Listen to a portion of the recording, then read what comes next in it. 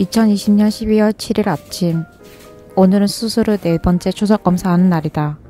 나는 씻고 옥상에 올라왔다. 지금은 아침밥 시간.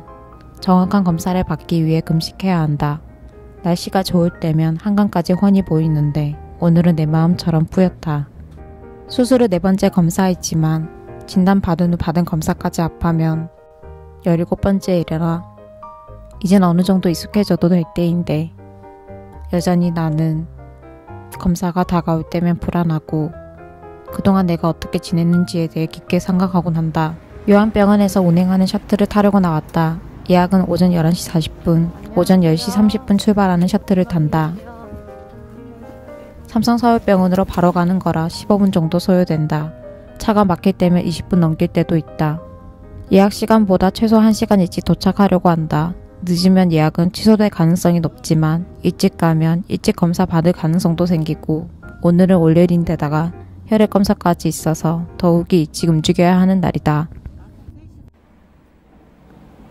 미리 발급받은 QR 출입증을 켜고 카메라 앞에 서서 체온 측정을 한 뒤 QR 출입증을 찍으면 무사 통과.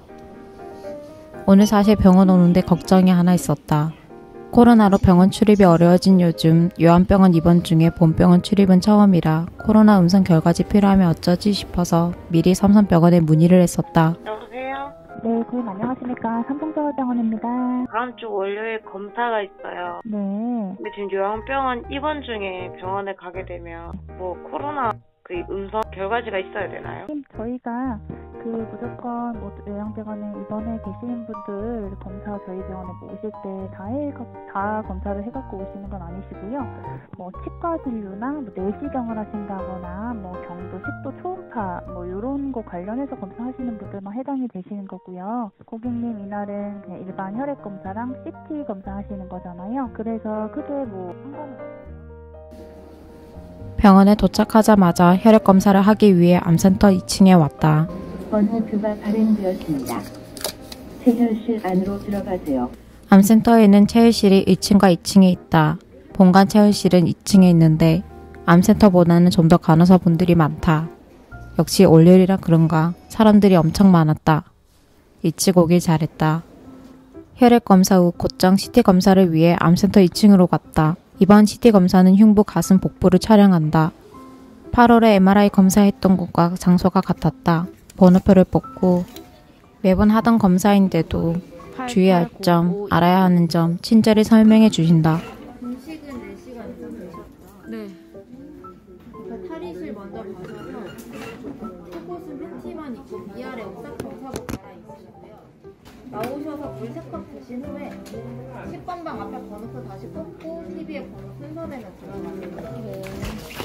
탈의실 안은 좁다. 좁은 탈의실 안에 사람이 많아서 기다리다 옷을 갈아입었다. 전날 기분이 좋지 않았고 잠을 잘못 자서 그런지 퉁퉁 부었다. 검사 전에 물을 먹을 수 있는 건 너무 좋다. 양성자 치료와 항암 치료를 받을 당시 병원 가기 전 준비하는 것이 있었다. 정확한 검사 결과를 위해서 허락해주는 물 3컵 마실 때까지 공복을 유지해야만 할 때면 블루베리와 바나나를 우유와 함께 갈아서 준비했었다. 치료 후에 공복감은 피로와 겹쳐 나를 힘들게 했었고 하필 치료가 끝난 시간이 점심시간과 겹칠 때가 많아서 병원 식당에 앉을 자리조차 없어 공복이 길어질 때가 많았다. 그래서 치료가 끝나자마자 준비한 음료를 마시고 식당을 찾았었다.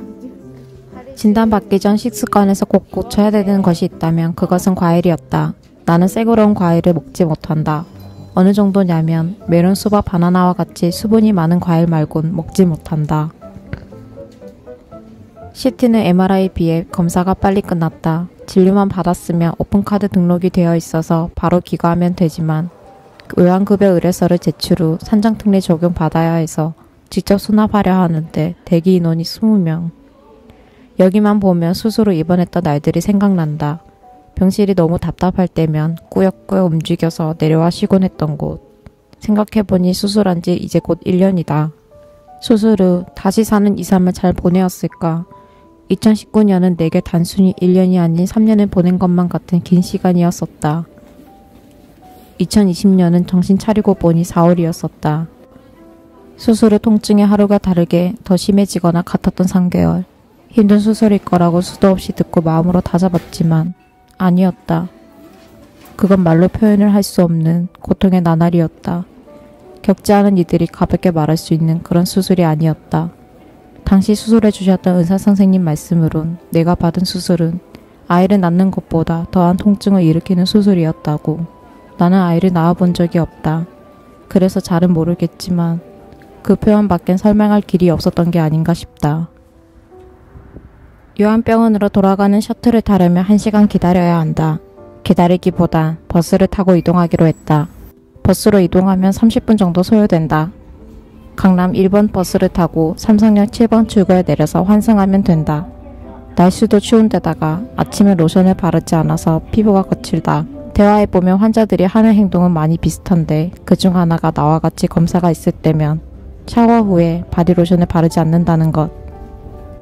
또는 방사선 치료할 땐 정확한 위치에 방사선 치료하기 위해 그려놓은 선이 있는데 샤워할 때 지워지면 안 돼서 그 부분은 제외해서 씻거나 항암 중엔 피부가 약해져서 샤워 타월을 안 쓰는 경우도 있다. 나는 지워지면 매번 다시 선을 그려야 한다고 해서 몸에 14개 이상의 점 문신을 했다. 지금은 점 문신을 한 것에 대해 조금 후회한다. 몸에 남아있는 수수 자국처럼 양성자 치료를 받기 위해서 처음 치료 위치를 잡을 때 5-6명의 의료원들 가운데 누워 있었는데 당시 나는 거의 나체인 상태였었다. 전문신을 볼 때면 그때의 수치스러웠던 기억이 가끔 생각나곤 한다.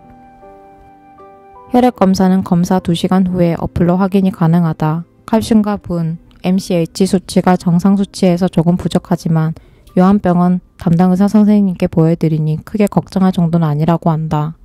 컨디션이 너무 안 좋다. 검사 날이 다가올수록 불안과 걱정이 커졌고 나는 점차 부정적인 생각으로 잠식되었었다. 사실 검사 전 아침 나는 기도했었다.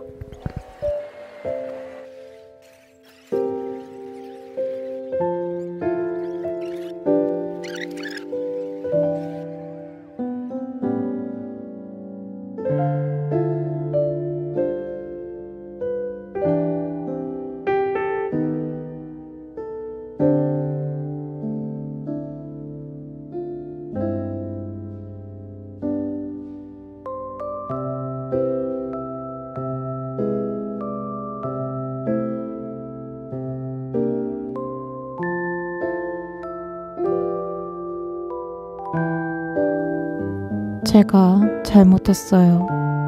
이 평안을 빼앗지 말아주소서.